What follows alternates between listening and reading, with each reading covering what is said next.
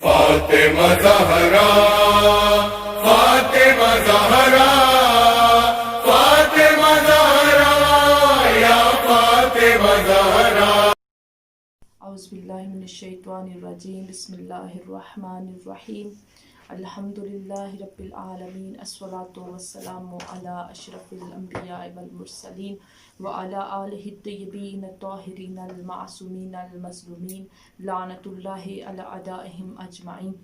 اما بعد فقد قال اللہ تبارک و تعالی فی محکم کتابہ المجید والفرقان الحمید وقولہ الحق، بسم اللہ الرحمن الرحیم، لقد کان لکم فی رسول اللہ اسوۃ حسنہ، اللہم صل علی محمد وآل محمد وعجل فرجہم، ربی اشرح لی صدری ویسر لی امری واحلل عقدۃ من لسانی یفقہوا قولی، اللہم اغفر للمؤمنین والمؤمنات والمسلمین والمسلمات الاحیاء منہم والاموات وتابع بیننا وبینہم بالخیرات۔ السلام علیکم ورحمۃ اللہ وبرکاتہ جمیعاً۔ سب سے پہلے آپ سب کو میرے چینل پہ خوش آمدید کہتی ہوں، اور میں نے قرآن مجید کی بہت ہی ایک خوبصورت اور کامل ترین آیا اور روح سخن محمد مصطفیٰ صلی اللہ علیہ وآلہ وسلم کی ذات ہے۔ اللہ تعالیٰ قرآن مجید میں وہ خدا جو لا ریب اور بے عیب وحدہ لا شریک، جس کا کوئی شریک نہیں، وہ خدا اپنی کتاب قرآن مجید فرقان حمید میں فرما رہا ہے، اے لوگو لقد کان لکم فی رسول اللہ اسوۃ حسنہ، اے لوگو رسول کی زندگی تمہارے لیے اسوہ حسنہ ہے۔ اب اسوہ کسے کہتے ہیں؟ اسوہ تو عزیزات، اسوہ اسے کہتے ہیں کہ یعنی کہ کسی کو اپنا رول ماڈل بنا لینا، کسی کی طرز پہ چلنا۔ اب قرآن مجید کی یہ آیت جو رسول خدا کے بارے میں نازل ہوئی، جو رسول خدا کو مخاطب کیا جا رہا ہے کہ رسول تمہاری زندگی لوگوں کے لیے اسوہ حسنہ ہے، کیا مراد ہے اس سے؟ اس سے مراد یہ ہے کہ اے لوگوں، تمہاری طرز ویسی ہونی چاہیے جیسے رسول کی طرز ہے، تمہارا چلنا پھرنا اٹھنا بیٹھنا سونا جاگنا ویسے ہی ہونا چاہیے جیسے رسول اللہ کی طرز تھی، جیسے رسول اللہ کا فکر تھی، جیسے رسول اللہ کا چلنا تھا، جیسے رسول اللہ کا اٹھنا تھا جاگنا تھا سونا تھا، تمہاری بھی عادات ویسی ہی ہونی چاہیے۔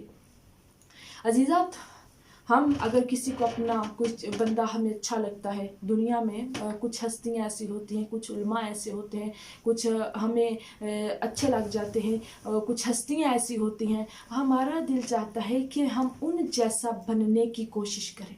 کسی کا علم ہمیں با جاتا ہے، ہم علمی لحاظ سے ان جیسا بننے کی کوشش کرتے ہیں۔ کسی کا عادات زندگی کو گزارنے کا طور طریقہ اتنا پسند آ جاتا ہے، ہم ان جیسے اپنی زندگی کے اطوار کو بنانا پسند کرتے ہیں۔ تو یہاں پر کون ہے جس کے طرز کو، جس کی زندگی کو خدا کی رائے کہ لوگوں تمہارے لیے اسوہ ہے؟ وہ ختم النبیین محمد مصطفیٰ، زہرا کے بابا اور علی مرتضیٰ کے بھائی محمد مصطفیٰ خاتم النبیین، باعث تخلیق کائنات ہے، جن کا وجود خود رحمت ہے اور وہ خود رحمت للعالمین ہے، تمام جہانوں کے لیے۔ تو عزیزات، اسوے کا مطلب کیا ہے؟ اسوے کا مطلب آج کل تو کوئی ڈاکٹر ہے تو اپنے ڈاکٹر ہونے پر کوئی فخر کرتا ہے، پروفیسر ہے تو پروفیسر ہونے پہ کوئی نازا ہے، کوئی عالم ہے تو اپنے عالم ہونے پر فخر کرتا ہے۔ لیکن فرمایا، امیر المومنین فرماتے ہیں کہ میں اس بات پر اکتفا نہیں کر سکتا کہ لوگ مجھے صرف اکون حاضر امیر المومنین، کیا میں علی اس بات پر اکتفا کر لوں، کافی ہو جاؤں کہ لوگ مجھے امیر المومنین کہہ کر پکارتے ہیں؟ نہیں، بلکہ میں ایسا بننا چاہتا ہوں کہ میں لوگوں کے دکھ درد میں لوگوں کا ساتھ دوں، لوگوں کی پریشانیوں میں ان کا ساتھی بنوں، لوگوں کے دکھ و تکلیف کو سمجھ سکوں۔ لیکن آج کے دور میں ایسا نہیں ہے، لوگ ڈاکٹر ہیں تو ڈاکٹر ہونے پہ نازا ہیں، عالم ہے تو عالم ہونے پہ نازا ہیں، کسی کے پاس کوئی ہنر ہے تو اپنے ہنر پہ نازا ہیں۔ تو فرمایا نہیں، ایسا نہیں، بلکہ لوگوں کے دکھ تکلیف میں ان کے ساتھی بنو۔ تو عزیزات، ہمارے جو رہبر ہیں وہ ہمارے لیے اسوہ ہیں۔ امام حسین سید الشہداء علیہ السلام نے کئی مقامات پر فرمایا، لوگوں میں تمہارے لیے اسوہ ہوں، میری زندگی تمہارے لیے اسوا ہے. تو عزیزات کیا اسوا ہے؟ سر سجدے میں رکھ کر کٹوا دیا، شہید ہو گئے، لیکن آج حسینیت زندہ باد ہے اور یزیدیت مرد آباد ہے. اگر یقین نہ ہے تو ہمارے چلتے ہوئے ماتمی جلوس گواہی دیتے ہیں، ہمارے چھتوں پر لگے علم اس بات کی گواہی دیتے ہیں کہ حسینیت زندہ باد ہے، یزیدیت مرد آباد ہے. کیوں؟ کیونکہ ہمارے رول ماڈل، ہم جن کو اپنا رہنما مانتے ہیں، ان کا مقام، ان کی منزلت اتنی بلند ہے، اتنی اعلیٰ و عرفہ ہے کہ کوئی کسی کے ساتھ ان کا مقابلہ ہی نہیں ہے. عزیزات یہ وہ ہستیاں ہیں کہ اگر یہ اللہ کی راہ میں خرچ کرتی ہیں، اللہ کی راہ میں انفاق کرتی ہیں تو قرآن میں آیت نازل ہو جاتی ہے اور خداوند متعال فرماتا ہے الذین ينفقون اموالهم باللیل والنہار سرا وعلانیۃ فلہم اجرہم عند ربہم لا خوف علیہم ولا هم یحزنون. یہ وہ لوگ ہیں جو اللہ کی راہ میں خرچ کرتے ہیں، کبھی دن کو خرچ کرتے ہیں، کبھی رات کو خرچ کرتے ہیں، کبھی چھپ کر خرچ کرتے ہیں، کبھی ظاہراً خرچ کرتے ہیں، اور ان کا اجر کیا ہے؟ لا خوف علیہم ولا هم یحزنون. نہ ان پر کوئی پریشانی ہوگی، نہ وہ غمگین ہوں گے. تو عزیزات یہ کون لوگ ہیں؟ یہ امیر المومنین علی ابن ابی طالب ہیں، جن کے پاس 4 درہم تھے. میرے مولا علی ابن ابی طالب علیہ السلام نے 1 درہم کو رات کی تاریکی میں خرچ کیا اللہ کی راہ میں، 1 کو دن میں خرچ کیا سورج کی روشنی میں، 1 کو ظاہراً خرچ کیا اللہ کی راہ میں، 1 کو سرراً چھپا کے اللہ کی راہ میں خرچ کیا.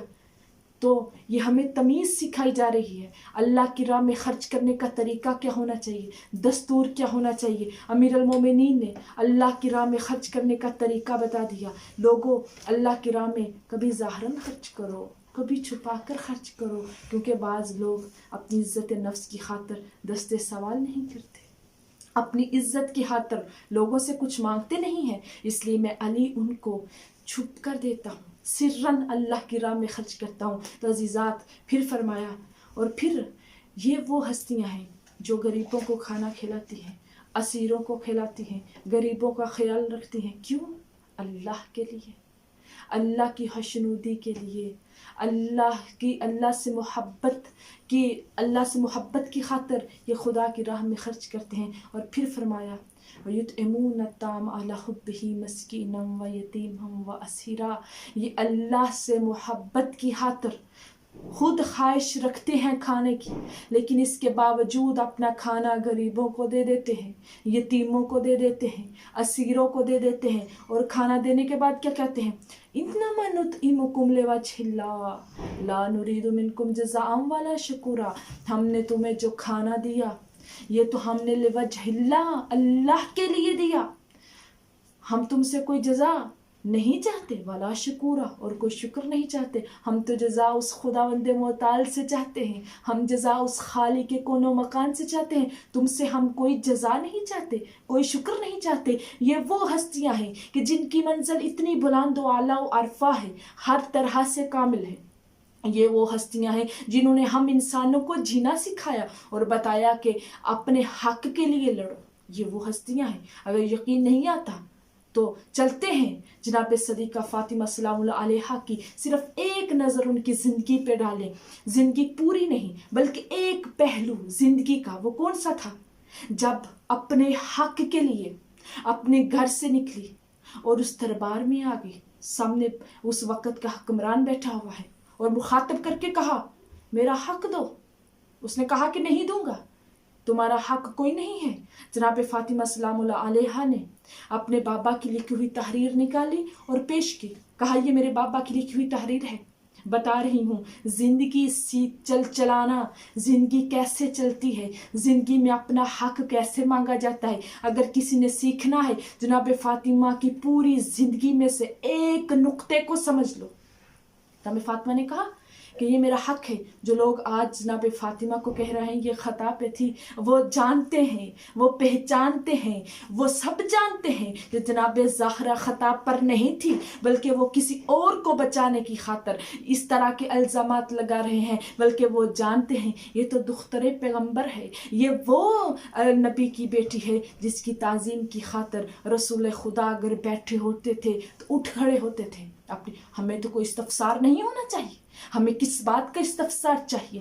ہمیں کس بات کی جلن ہو رہی ہے کہ ہم کسی کو بچانے کی خاطر دختر پیغمبر رسول خدا کی وہ لاڈلی بیٹی جس کی تعظیم میں سردار انبیاء باعث تخلیق کائنات اپنی منزل سے اٹھ جاتے تھے، یہ وہ بی بی ہے جس نے ہمیں بتایا اپنے حق کی خاطر لڑو. جب دربار میں گئی اور کہا مجھے حق دو، کہا نہیں ہے، تمہارا کوئی حق نہیں ہے.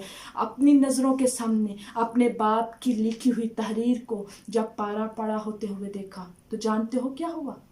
سر کے بال سیاہ تھے، ایک لمحے کے اندر سفید ہو گئے.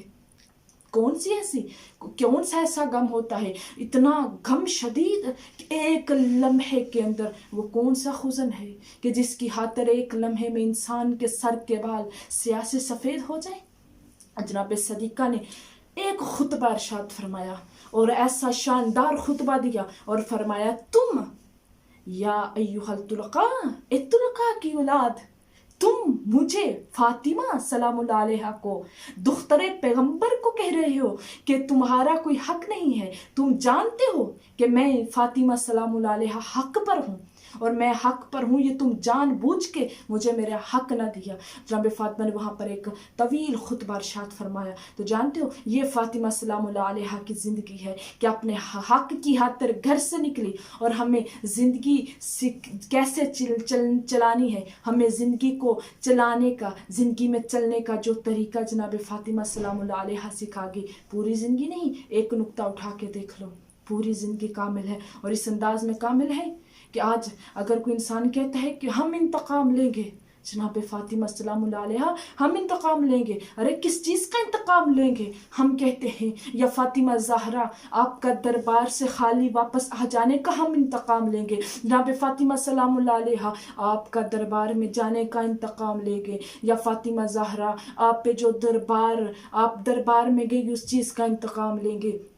فاطمہ زہرا آپ پر جو دروازہ گرایا اس دروازے کے گرانے کا انتقام لیں گے. جناب فاطمہ زہرا آپ کا جو پہلو شکستہ کیا اس پہلو شکستہ کا انتقام لیں گے. جب فاطمہ زہرا آپ کو جو حق نہ دیا اس کا انتقام لیں گے. آپ کو جٹلایا اس چیز کا انتقام لیں گے. اور ہم انتقام لیں گے اور یقیناً انتقام لیں گے. امام الزمان اجل اللہ تعالیٰ فرجہ شریف کا جب ظہور ہوگا تب وہ اپنی جدہ کا انتقام لیں گے. تب بتائیں گے دنیا والوں کو کون خطا پہ تھا اور کون حق پہ تھا. حق اور باطل میں فرق کرنے والا ان قریب آ جائے گا. اور دعا کرتے ہیں خدایا امام زمان رضی اللہ تعالیٰ فرجہ کے شریف کے ظہور پر نور میں تاجیل عطا فرما، ہمیں ان کے ناصرین میں شمار فرما. خالق اللہ جن لوگوں نے دعاؤں کا کہا خالق اللہ سب کی دعاؤں کو مستجاب فرما. ہمیں نیک عمل کرنے اور اس پر قائم رہنے کی توفیق عطا فرما. بحق محمد وآل محمد جتنے بھی سننے والے ہیں سب کی دلی جائز تمام حاجات کو پورا فرما. جو مشکل میں ہیں ان کی مشکلوں کو آسان فرما.